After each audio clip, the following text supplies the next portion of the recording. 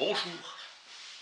Première partie de Lire les présocratiques sous la direction de Luc Brisson, Arnaud Massé et Anne-Laure Terme.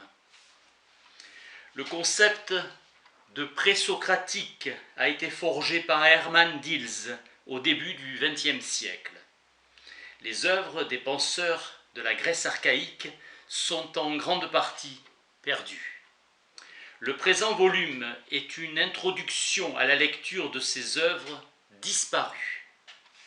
Le terme de philosophe n'est revendiqué qu'à partir de Platon. La délimitation de présocratique faite par Diels dans son ouvrage Die Fragmente der Versokratiker, les fragments des présocratiques, d'Orphée le poète à l'existence mythique à Démocrite, plus jeune que Socrate. Les fragments des œuvres sont souvent des artefacts, reconstruits à partir d'œuvres perdues. Diels a fait une grande place dans son anthologie aux poètes philosophes. Les penseurs archaïques s'interrogent sur la totalité de l'univers. Gérard Nadaf présente un genre littéraire, celui de l'enquête, de l'examen portant sur la diversité des choses, étayée par la critique des sources, enquête sur la façon dont toutes les choses viennent à être et manifestent les propriétés qui sont les leurs. Examen de la nature de toutes choses avec une extension sur l'origine des dieux, du monde, des hommes et de leur cité. Empreinte d'une philosophie naissante, fruit d'une culture. Une volonté de recherche systématique des causes, des phénomènes. Rupture avec le mythe des forces invisibles. L'étiquette présocratique peut être prise en deux sens, soit comme simple indication chronologique désignant les penseurs qui précèdent Socrate, ou bien comme indication d'une homogénéité doctrinale. Position difficile à soutenir. Les fragments proviennent d'auteurs tardifs, des doxographes, la doxographie étant d'un point de vue étymologique le fait de citer des opinions. Le recueil de références vient du disciple de Hermann Hüsener, Hermann Diels, 1848-1922. La distinction principale entre témoignages et fragments. Les érudits du XIXe siècle avaient insisté sur la restitution philologique de leurs textes. Modèle des fragments des poètes, la connaissance des contextes d'émission des citations est souvent nécessaire. Lire les présocratiques revient à lire leurs sources pour elles-mêmes. La littérature doxographique fut inaugurée par Aristote, prenant modèle sur Platon, avait coutume de discuter les points de vue de ses prédécesseurs au début de ses traités. Son disciple, Théophraste, compara un recueil doxographique sur les doctrines physiques et le composa. De cette époque datent les premiers travaux d'histoire de la philosophie. La doxographie est apparue au sein du discours philosophique. Ce genre appartient à la discussion philosophique ou à la polémique. Il s'agit de contester ou d'approuver les opinions philosophiques. Un autre genre est celui de la biographie. Notice consacrée à un philosophe précis et à sa vie, quelques épisodes purement sortis de l'imagination des historiens. Les sources biographiques et chronographiques anciennes sont connues par les vies et doctrines des philosophes illustres de Diogène Laërce. Diels insista sur le nom du compilateur Aëtius, mentionné par Théodoré de Cire, les Placita d'Aëtius. Informations provenant de Théophraste. Difficulté majeure d'une lecture des présocratiques. Ces fragments sont le produit d'une reconstruction moderne. Une approche critique du lecteur est nécessaire sur leur restitution. Les témoignages ne sont que les reliques de sources perdues. Selon Saucion, du témoignage de Diogène Laërce, le premier philosophe éléate aurait été Parménide, considéré comme disciple des pythagoriciens. Xénophane apparaît comme un sage maître d'Héraclite, Thalès pour la lignée ionienne et Pythagore pour la lignée italique. Théorie des successions à prendre comme une construction, comme un portrait globalement objectif. Des poètes aussi, fabricants de mythes, notamment Homère et Hésiode, mettant en scène des personnages véhiculant des savoirs généraux. Les poètes furent les premiers à s'interroger sur l'origine et la constitution du monde. Les poètes transmettent des valeurs que tous les Grecs partagent. Platon qualifiera de mythe où s'enracinent les spéculations antérieures des penseurs. Pour Platon, le mythe, le passé lointain d'une communauté et les valeurs défendues par cette communauté est conservé dans la mémoire collective. La poésie va céder progressivement la place à la prose. La pensée que l'on qualifiera ultérieurement de philosophique s'enracine dans la tradition transmise par les poètes. Pour les Grecs, Orphée appartenait à la génération antérieure à celle qui fit la guerre de Troie. On estimait qu'Homère en était le débiteur, personnage qui appartient au mythe du VIe siècle avant Jésus-Christ.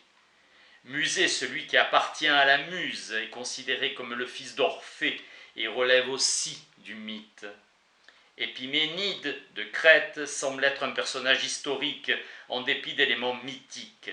Épiménide était un poète oraculaire qui parle comme un oracle. Platon, dans ses lois, rapporte qu'il a prédit les tentatives d'invasion de la Grèce par les Perses et leur défaite. Aristote précise que ces prophéties portaient non sur le futur, mais sur le passé. Viennent ensuite les 7 sages, liste citée par Platon. Thalès de Milet, Pythagos de Mytilène, Bias de Priene, Solon, Cléobule de Lindos, Mison de Kéné et le lacédémonien Chilon. Hommes réputés pour leur sagesse éthique et politique, souvent des législateurs. Chez le poète Hésiode, tout semble être produit à partir du chaos initial, par scissiparité, reproduction asexuée par simple division de l'organisme. L'histoire d'Ouranos doit être comprise dans cette perspective. Cronos réagit en émasculant son père. Ce geste fait repartir le processus de division interrompu en permettant l'apparition de nouveaux êtres, de nouvelles formes. Zeus s'assure de la pérennité de son pouvoir qu'il partage avec Poséidon et Hadès en gardant la prééminence. Ainsi se voit établi un ordre stable et définitif que rien ne peut plus menacer.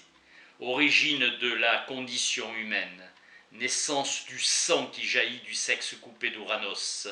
Dans les Travaux et les Jours, Hésiode décrit le conflit qui opposa les dieux aux hommes, dont Prométhée assura la survie en volant pour eux le feu. Division radicale qui sépare les dieux des hommes. Le sacrifice sanglant indique la distinction qui sépare les hommes des bêtes, le refus de la chair crue. Le modèle orphique s'oppose au modèle hésiodique, qui fonde la religion officielle et qui permet le passage du désordre à l'ordre. Les poètes, précurseurs des philosophes.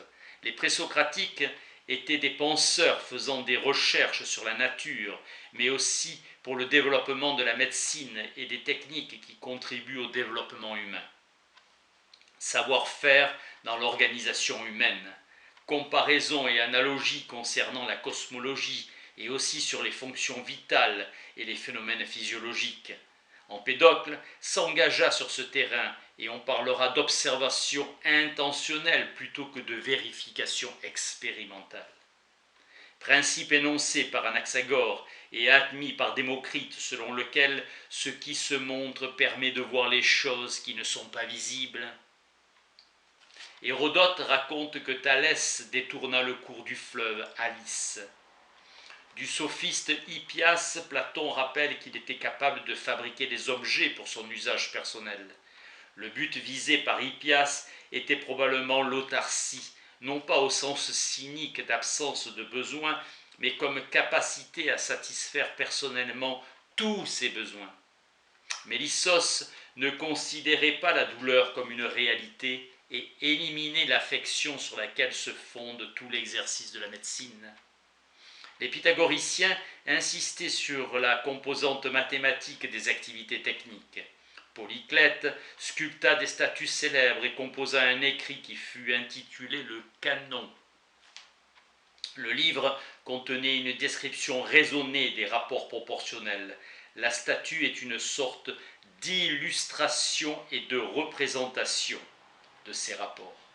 L'origine de l'humanité était imaginée comme un âge d'or, car le terme produisait tout ce qui était nécessaire, la terre. L'âge d'or a disparu et les techniques sont devenues un instrument essentiel pour la vie humaine. Anaxagore affirmait que l'homme est le plus intelligent des animaux parce qu'il a des mains. Démocrite soulignait que les hommes avaient été les disciples des animaux en ce qui concerne les techniques, attirant l'attention sur le thème de l'art qui imite la nature. Platon, dans Protagoras, raconte le mythe de Prométhée qui dérobe le feu à Héphaïstos et le savoir technique à Athéna, car au feu est attachée l'habileté technique. La technique politique est offerte par Zeus pour permettre aux hommes de vivre en société et qu'il y ait des cités ordonnées. La politique comme existence collective. Hérodote nous apprend que Solon, moins 640, moins 560, sage et législateur athénien, a beaucoup voyagé pour acquérir du savoir et dans le but de voir et d'apprendre. Exigence de devenir soi-même et de poursuivre une recherche. L'esprit injuste, dit Solon, est responsable des troubles qui secouent la société. Solon était considéré comme un intellectuel non conformiste qui s'interroge sur lui-même. Rupture avec la poésie. L'esprit siège de la délibération des hommes qui pensent par eux-mêmes et sont responsables de leurs propres actions. Chez Homère, les hommes prennent rarement eux-mêmes une décision en se fondant sur leur esprit. Le voyage est dans l'Odyssée associé à l'idée de connaître, d'acquérir beaucoup de savoir. Les Phéniciens déjà voyageaient beaucoup. L'écriture est un facteur déterminant.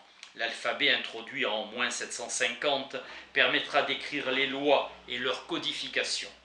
La mise par écrit des poèmes d'Homère et d'Hésiode et la rédaction des premiers traités profanes. L'écriture permet de comparer et de critiquer, faisant naître le scepticisme. L'apparition de la pensée critique et de l'agora où chaque homme pouvait s'exprimer. Ce qui compte, c'est l'usage d'arguments persuasifs fondés sur la raison et sur l'observation. Importance de l'architecture et des traités en prose indiquant la construction des temples et exprimés en termes de proportions mathématiques. Le premier à écrire en prose fut Anaximandre de Milet. Thalès, son probable maître, est traditionnellement considéré comme le premier philosophe.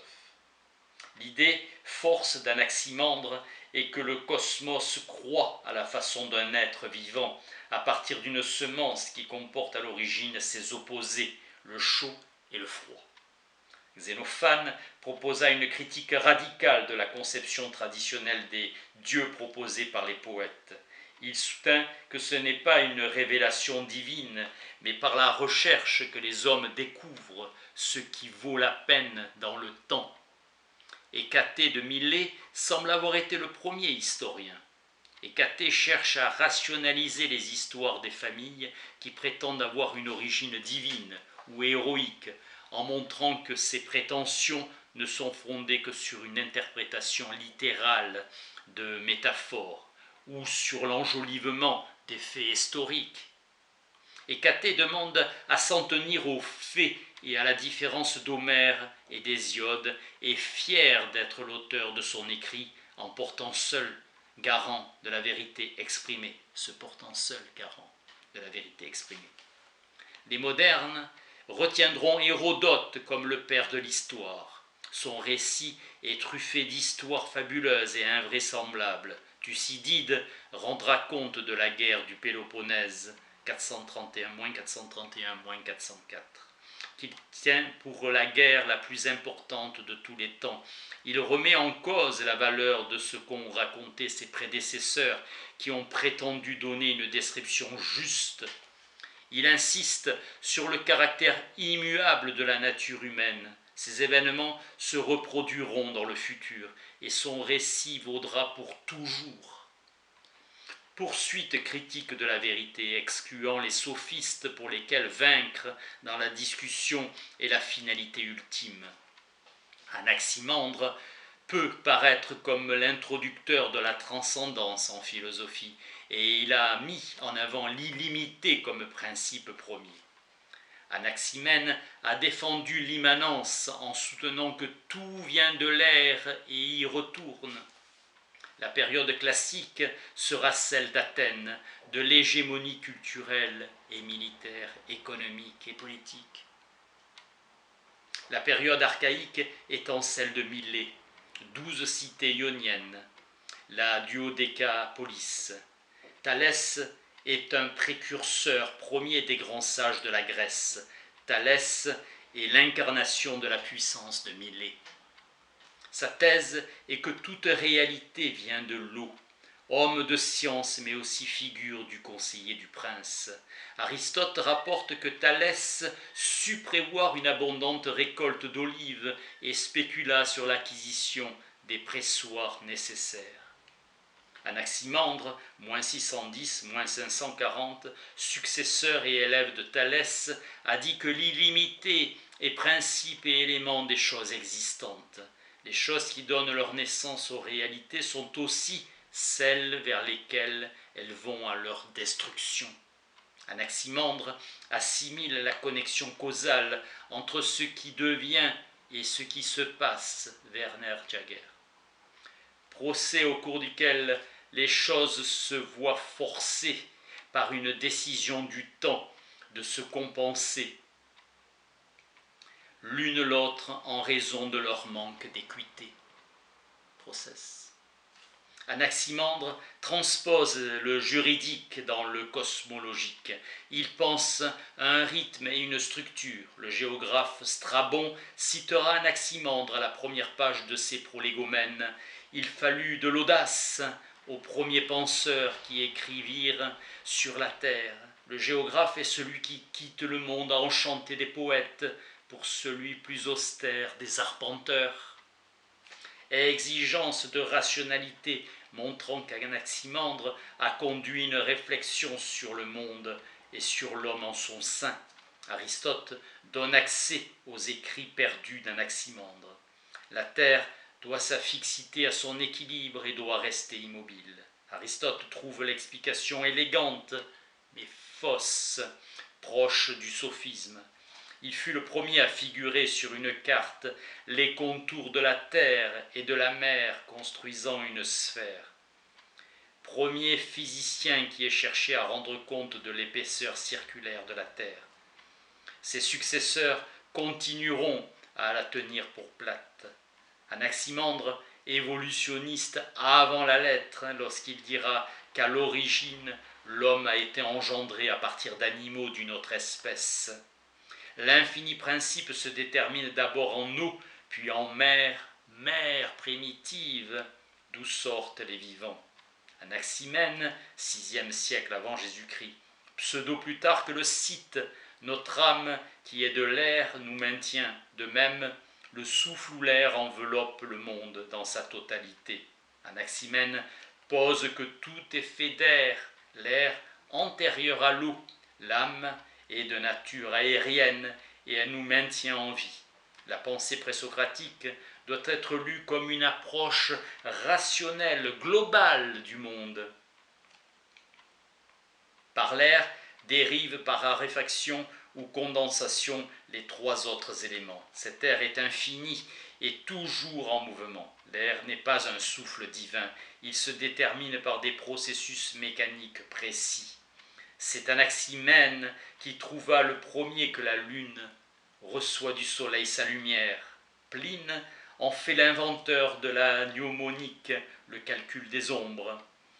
Et précise, le premier il montra à Lacédémone l'horloge appelée cadran solaire. Le premier historien de la philosophie selon Diogène Laërce fut Pythagore, dont le maître avait été Phérécide. Pythagore n'a laissé aucun écrit. Hérodote rapporte la rumeur suivant laquelle Zalmoxis aurait été l'esclave de Pythagore à Samos. Hérodote connaît certaines interdictions pythagoriciennes concernant le port du vêtement ou l'ensevelissement des morts. Selon Platon, Homère n'a eu aucune influence sur la vie publique ou privée, à la différence de Pythagore, qui a instauré un mode de vie. Fin de la première partie.